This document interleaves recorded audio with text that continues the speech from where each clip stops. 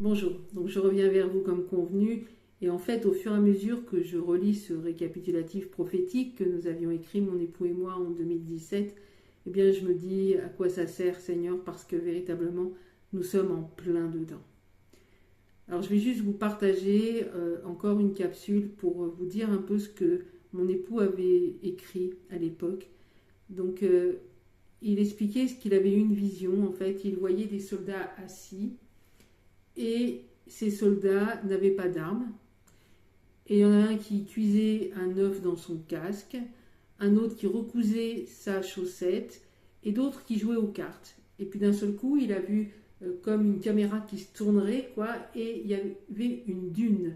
Et sur cette dune, il n'y avait pas de sentinelle. Et d'un seul coup, il a vu ce qu'il y avait derrière la dune. Et derrière la dune, il y avait des carrés de soldats bien rangés, bien armés, avec des armes anciennes, mais bien équipés, qui étaient prêtes à attaquer, et tous en même temps. Qu'est-ce que cela voulait dire? Eh bien, ça veut dire en fait que, d'une part, celui qui recousait ses chaussettes, il ne discernait pas les temps. La parole de Dieu nous dit dans l'Ecclésiaste, il y a un temps pour coudre, un temps pour découdre, un temps pour faire la guerre, un temps pour la paix. Et en fait, il ne discernait pas les temps. Ceux qui jouent aux cartes, eh bien inutile de vous expliquer, vous avez compris que c'était les enfants de Dieu qui sont dans le divertissement. Quant à celui qui cuisait ses œufs dans son casque, eh bien il utilisait son salut pour son propre ventre, pour sa propre personne, pour ses intérêts personnels.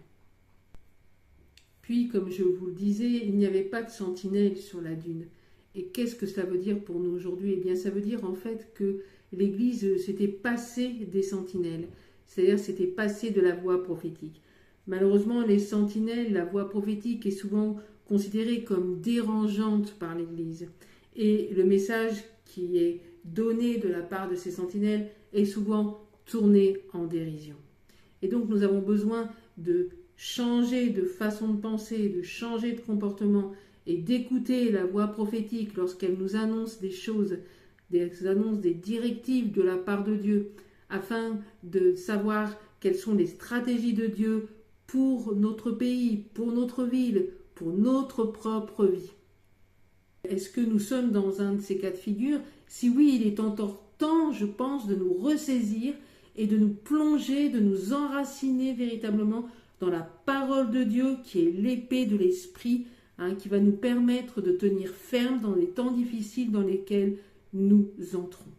Et il est temps aussi de décider de changer de mentalité. Aujourd'hui, l'Église est divisée, plus que divisée même, et il est temps de décider de nous unir ensemble, de marcher ensemble. Et je parlais dans la première capsule d'un temps de persécution des Huguenots, et il y a eu à ce moment-là un réveil prophétique incroyable. Et de la même manière, je pense que nous allons vivre un temps de persécution très violente, mais qu'il va y avoir également un réveil sans précédent. Et qu'est-ce qu'il va y avoir comme particularité pendant ce réveil? Eh bien, Dieu va lever des hommes et des femmes qui ne sont pas connus du grand public, qui ne sont pas connus peut-être même des milieux ecclésiales, mais qui sont connus de Dieu. Dieu va lever une armée d'hommes et de femmes, je dirais, sans visage. Et Dieu va lever aussi des enfants. Et ces enfants, ces hommes et ces femmes qui ne sont pas connus de nulle part, eh bien, vont être revêtus d'une onction prophétique importante. Je pense véritablement qu'on va rentrer dans un temps comme celui-ci, mais qu'il va y avoir aussi un temps en même temps de très forte persécution.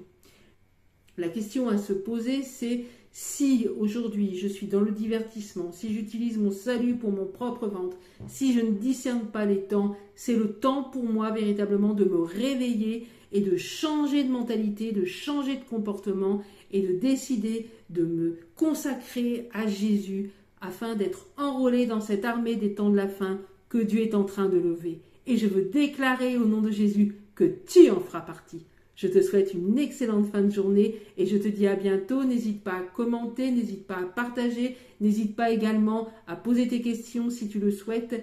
Et si tu le veux, va sur notre site ez37m.com et tu retrouveras toutes les prophéties que nous avons reçues depuis 30 années. À très bientôt, soyez abondamment bénis. Au revoir.